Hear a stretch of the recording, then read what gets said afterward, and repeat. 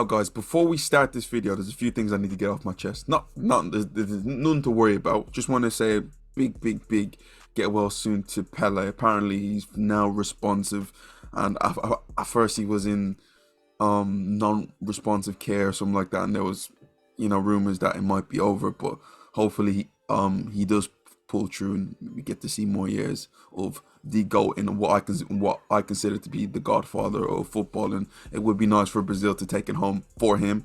Secondly, guys, subscribe. Please hit that subscribe button if you haven't hit it already. Hit it now. Those two stuff are off my chest. Let's get into the game, Jack. So let's talk about the two games today, and let's talk about the big one. Well, there's both very big games, but the one that we watched, the second one, didn't get to see as much. Let's talk about the GOAT, Lionel Messi, and Argentina beating Australia 2-1. Jack, what did you take from the game overall? Messi's still really good, really good. It's a joy. It's a joy to watch. He's incredible. Yes, it's Australia. Yes, they're Argentina are the much better team. He's surrounded by better teammates than the opposition he's playing, blah, blah, blah, all this kind of stuff. But guys, Lionel Messi has still got it. We've seen Cristiano Ronaldo, and I know people are probably rolling their eyes. Why do you have to bring the guy's name up? Well, they're two in the same. And the comparison will always be there. Guys, Cristiano Ronaldo has fallen off a cliff lately. And yeah, okay, he's a little bit older, but he's fallen off a cliff in terms of what he's able to bring from where he was. He was also 4 years older than Messi, Jack. He is. That's it's important to say that. But what Messi can still do, Messi is still a top 10 player in the world. It's not. I would say that's pretty clear. A lot of people would probably say top 5. So there are probably people out there who would say top 3. But compared to this kind of GOAT rival that he's got, incredible to see what he's doing at this age.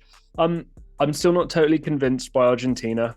I don't like the balance. I don't. I think that there are certain players who have had a chance to play who are proving that actually they should be in starting positions, not because they're necessarily the most talented, but I think because they work for the betterment of the team overall. I think we're starting to see that a little bit more. But yeah, they played it a little closer than it should have been. James, that 18-year-old kid for Australia right at the end. But how many times, how many times in the playground have you scored a goal like that? I could feel myself as a kid, when it comes around and it's that quick 180 turn and you just have to hit it. And most of the time it's going to, if it's on target, it's probably going in. Great save from Emi Martinez, but yeah, a little too close. They sailed a little too close to the sea there. If we're using that old Greek fable, but yeah, good. I'm glad they're through. Happy with it. Good for Australia, but I'm sorry, Australia. This team's a lot better than you are, and you should have taken your chances. Jack, again, a lot of you say I echo it. Messi is Argentina to me overall. Is heavily reliant on Messi. They play for Messi. They play to get the best out of Messi. And why wouldn't you? He is offensively probably the best we've ever seen with the ball at his feet. It's just incredible to watch him, Jack. Even at the ripe old age of 34, you're seeing the genius of play. His back away from goal. He's jinking. He's turning. He's finding a way. He's beating one. He's beating two. The passes, he's stuck in tight areas. He's just finding a way to play 1-2s around players. It's mad. What Messi brings to the table. But my take from it is that when Argentina gets challenged, they might be in for a big surprise. And that might be in the next round. Yeah, I think so. You have Messi. And that is the ultimate trump card in like the ultimate equalizer. It's the ultimate get out of jail card.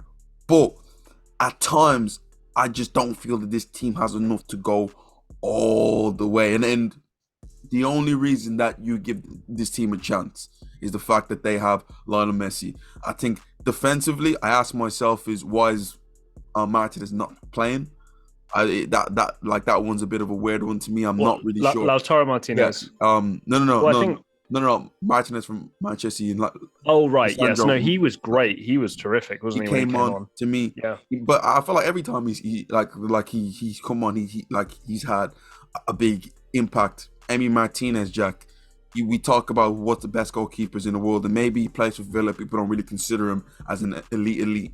Jack, he is an elite goalkeeper, and he made a massive save at the end to keep them in the game. Not keep them in the game, but just to kind of save the game for Argentina. Because I get it, you do have the best players, but with an Australian team up like that after coming back from 2 goals down, there could have been a whole different ball game from this Argentina team, who isn't the youngest Argentina team, Jack, we're ever gonna see. Rodrigo De Paul, he was a bit poor the other day against Mexico, but I felt today he showed some the good stuff. The energy that he brings from this team in midfield is very, very contagious.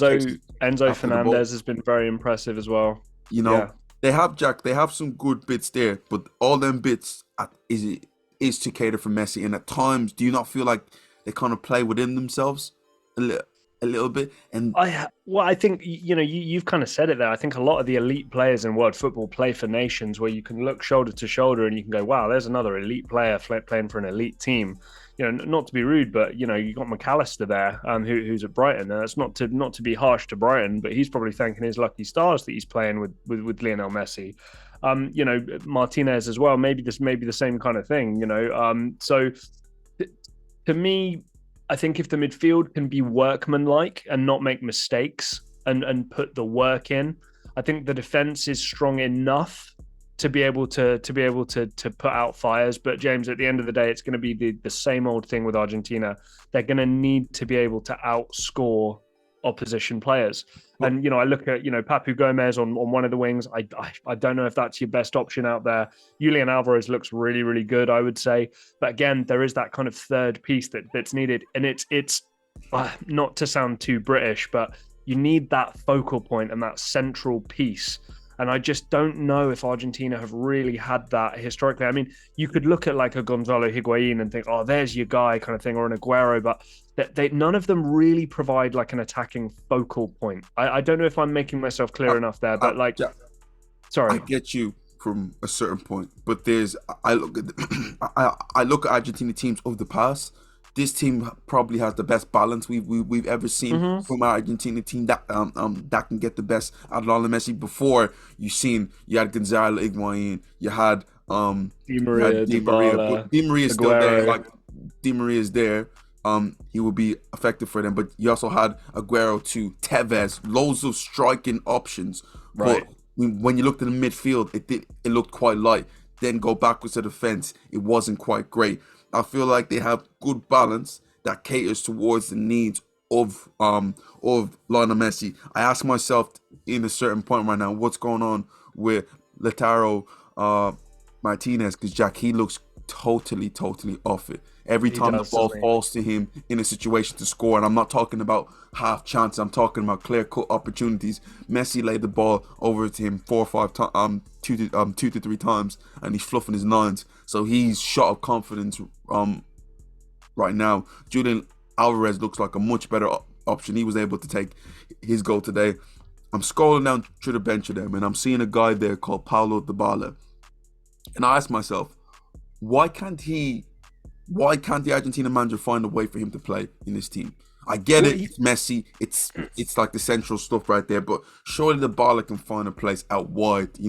He's not fully fit. He's not fully fit is what I'll say, and I don't think they're going to want to risk him. And I think as long as they're winning games as well, they're not going to overextend themselves to force him into the team. I do agree with you though, James. I think if you can move Julian Alvarez over to the other wing and take maybe the spot of Papu Gomez, that maybe Dybala can play off that right-hand side, cut in on his left foot, which we know he really, really likes to do.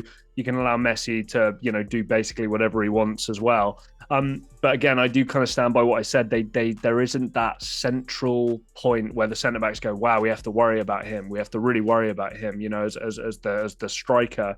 But like I said, I think as long as the midfield can be workmanlike, the defence kind of sorts itself out. I think there'll always be a threat. But again, not because of any like style of play or anything cool they're doing. It is going to be individual brilliance from the insanely talented individual players that they do have. And, Australia, unfortunately, just not up to the challenge. I mean, again, all you have to do is look down the team sheet and it's like a bit meh, isn't it?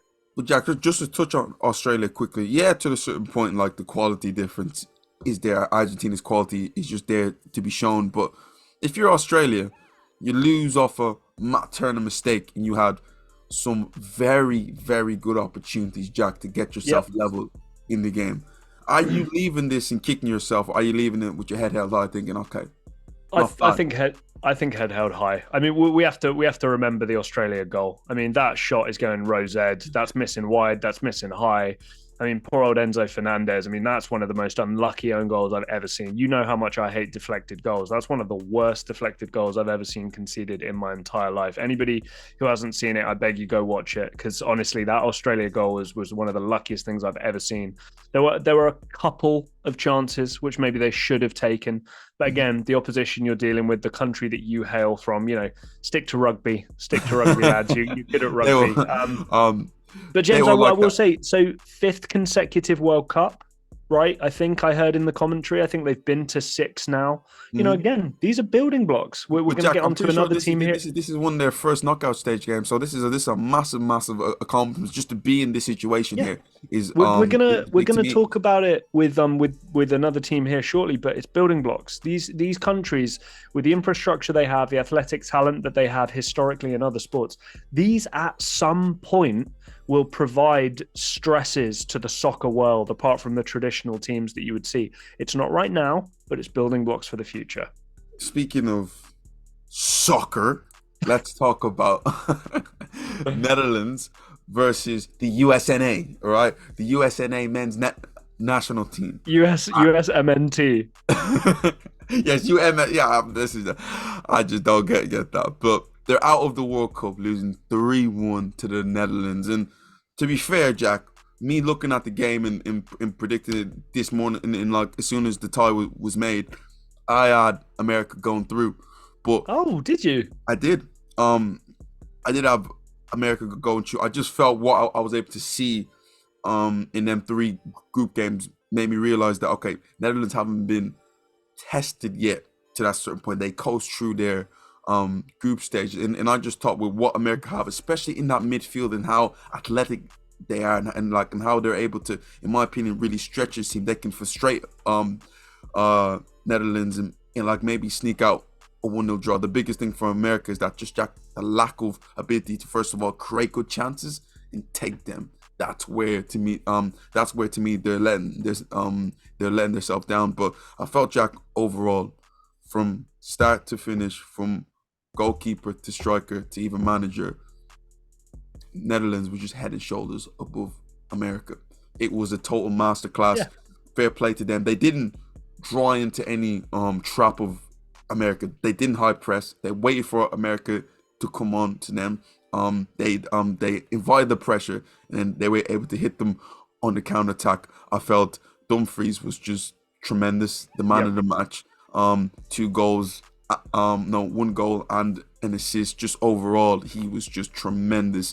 And as much as I say they coasted through, Jack, if you're going into the next round against Argentina, you you might have to look to pick Netherlands, because it was a very, very impressive display from them. They got someone like Memphis Depay getting back to his best. I do understand he's Right. struggling with injuries and also not getting into this Barcelona team, so he's taking some time to kind of get into it. And like now, he seems to be in the fold. You got Gakpo with the ability he has, and he kind of burst on. We'll Breakout see him star. Yeah. in the World Cup.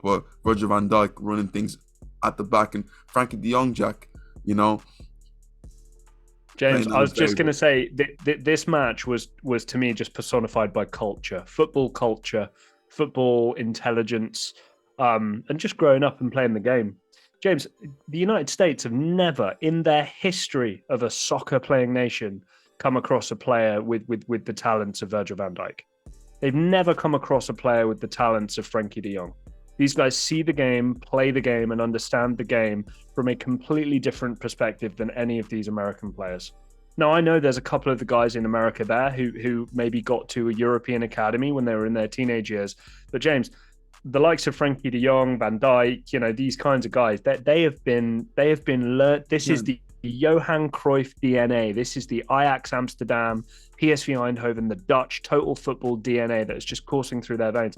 And they are a class above. A class above. 100%. You mentioned it there. They don't have to chase the game. They don't have to prove anything to this American team. They just need to go, look, you have the ball. You want to try and beat us when you have the ball? Great, you go, you work away. We're going to have the ball at some point. And I'm telling you, we can recycle possession, we can progress up the pitch, and we can create chances, and we can do all this stuff. Worlds apart, worlds apart. This America team, again, there's bright sparks, there's talent, there's athletes, there's things for the future. But culturally speaking, the United States are a long way off competing with even a team like Holland, who I think are what, 8th favorites for this World Cup, you know.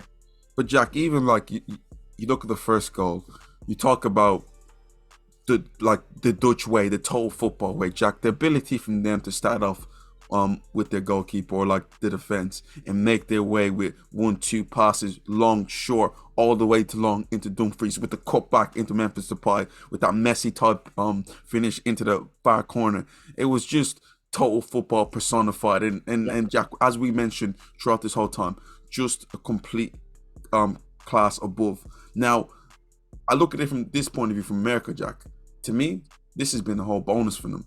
Remember when we did the predictions about it, we were looking at America thinking, no, they're not really about it. They're waiting for the next World Cup. Yes, they got good talent there, and the next World Cup will be the one where they're expected to get to a semi-final, and maybe that they can learn from this game. But right now, as you can see, Jack, the levels are different in like when you go against the elite of the elite in football, especially in Europe.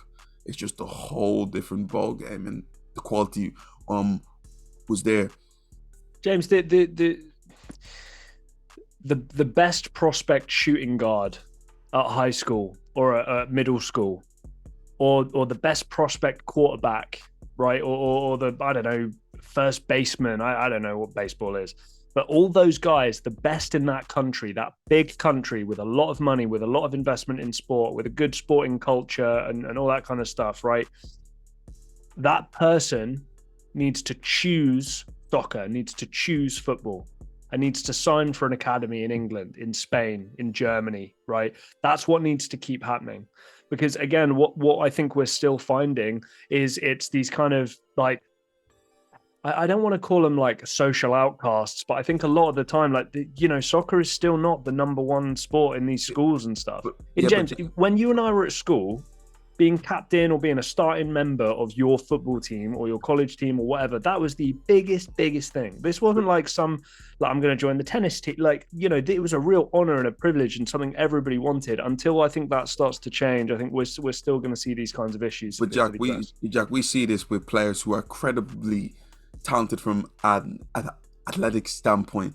That doesn't mean that you're going to go on to be a great football player. Alphonso Davies, he is one of the anomalies of it, but I look at somebody like Adama Traore. We talk about him all the time. Oh my days, the athletic ability. But I don't just mean athletic ability, James. I mean, because I'm talking like quarterback. That's not about physical ability. That's about technical. That's hand-eye coordination. That's reading the game. That's spatial awareness, right? These are all things that apply in soccer. I'm not just talking about some defensive end. It's football, not soccer, man. Or a center, and basketball is just going to eat you alive or whatever. I'm talking about the quarterback's probably my best example. Somebody with that hand-eye coordination, spatial awareness, understanding, all that stuff. They need to not do that, and they need to go and play this sport. That's kind of going to be the biggest differentiator for me. And James, that won't happen, and it probably still won't happen for a little while. Again, the future I think is good. Gio Reyna, all this kind of stuff. But again, it's just that cultural side. You can be as neat and tidy as you want, but guys like Frankie de Jong, Virgil van Dijk, it's in their it's in their blood.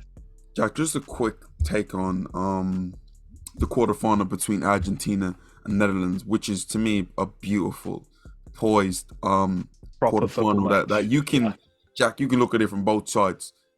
I'm gonna put you on the spot right now. Who are you taking, Jack, in that quarterfinal? It's really tricky. It is tricky because I look at somebody like Virgil van Dijk and I think, wow, it's going to be tough for people to beat him and pass him, and James, Lionel Messi is probably like your number one guy who's probably who you'd probably pick to beat somebody like Virgil van Dijk. So I don't like that matchup in terms of the immovable object and the unstoppable force, all that kind of stuff. Don't play up against. I feel like this. No, they're gonna No, Messi no, don't but play up you know what I against. mean. Yeah, yeah, He's going to be integral to stopping any sort of Argentina attack, which then Messi will be integral to as well. Look, I think Holland have a chance to dominate possession in midfield and all this kind of stuff. It's just if they can take their chances. What I would be scared for Holland would be just on the break in transition. I think Argentina more than capable of beating them in transition if they get overextended, overexposed. I'm gonna stick with some Messi magic, and Messi being able to take him over, drag him over. Maybe Dybala comes off the bench. We see a little bit of what's made him so special in yellow and red this past club season as well. But man, it's a close game because James, the matchup is really interesting. It's very you look at those two midfielders and can compare them. They're very different. yeah. I think this may go all the way to penalty kick, Jack. I'm not gonna disagree with you. I don't think you're crazy.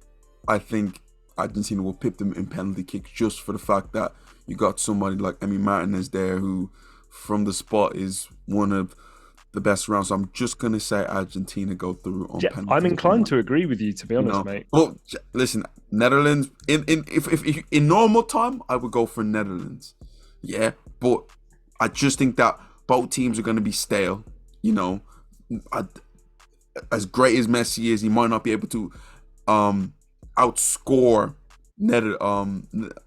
Netherlands throughout the whole of the 90 minutes to 120 minutes. I just feel like it's going to be settled through penalties, and Argentina might prevail through there. But you might be guys, right. Let us know, how are you feeling towards it? Argentina, Messi, the GOAT.